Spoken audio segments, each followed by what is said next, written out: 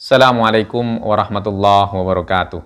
Waalaikumsalam warahmatullahi wabarakatuh. Bismillahirrahmanirrahim. Alhamdulillahirabbil alamin. Assalatu wassalamu ala asrofil anbiya'i wal mursalin wa ala alihi wa sahbihi ajmain at-thayyibin at-tahirin.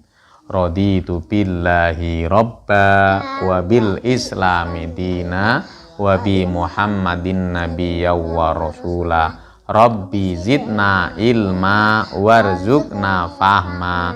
Rabbi zidna ilma warzuqna fahma. Rabbi zidna ilma warzuqna fahma. Amin ya rabbal alamin.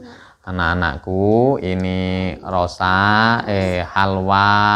Rosanya belum ada. Ini ada Mbak Lila.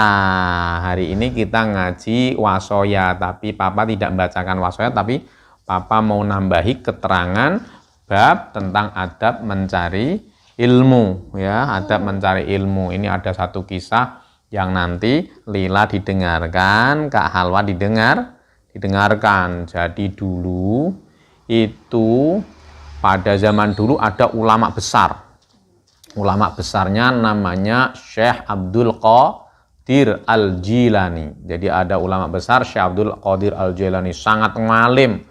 Sehingga banyak orang-orang tua yang ingin anaknya diajar oleh Syekh Abdul Qadir Al-Jailani. Suatu ketika ada orang kaya sekali, punya pembantunya di rumah itu 30. Duitnya banyak.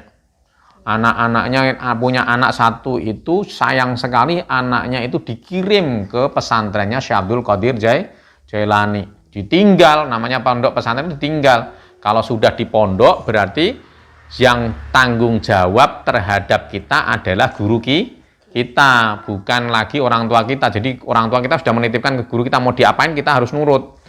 Nah, di pondok itu tidak enak memang. Di pondok itu adalah waktunya riyadhah, waktunya tirakat, waktunya puasa, waktunya serius belajar. Suatu ketika itu di gurunya itu, orang tuanya itu ditaruh anaknya kepada Syekh Abdul Qadir. Ternyata 1 tahun kemudian ibunya kangen, mau ditengok anaknya.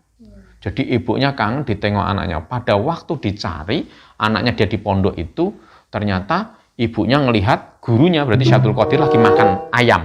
Makan ayam enak kan, makan ayam. Nah, anaknya misalnya Papa punya anak Halwa dicari. Ternyata Halwa itu jadi kurus, hitam, lagi ngangkat air. Kalau zaman dulu kan ngangkat air untuk wudu itu kan, ngangkat air wudu. Itu ibunya nangis. Tiba-tiba ibunya marah sama Syekh Abdul Qadir.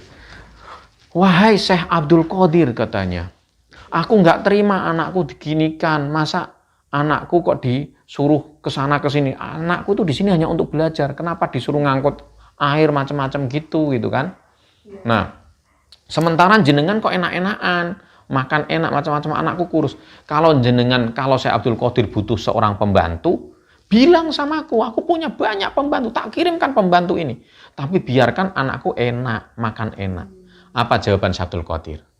Wahai ibu, kalau anak ibu sakit panas, anak ibu sakit panas nih, sakit kan harus disuntik. Apa karena ibu sangat mencintai anak ibu yang nyuntik? Ya sudah, jangan disuntik, anakku sakit, biar bokongku saja yang disuntik. Emang kalau ibunya yang disuntik anaknya sembuh? Sembuh enggak? Enggak. Proses mencari ilmu itu harus dilalui sendiri sama anak. Baca sendiri. Ilmu itu sehebat apapun, sepinter apapun orang tua. Misalnya Papa nih, bukunya banyak ini. Papa menguasai banyak ilmu itu misalnya ya. Itu tidak bisa. Ilmu itu seperti benda. Kalau ilmu itu seperti benda kayak duit, langsung Papa kasihkan ke Halwa semua. Nyoh, PNKB. Tapi nggak bisa. Tapi ilmu itu tidak bisa diwaris kayak gitu. Ilmu itu harus dipelajari sendiri.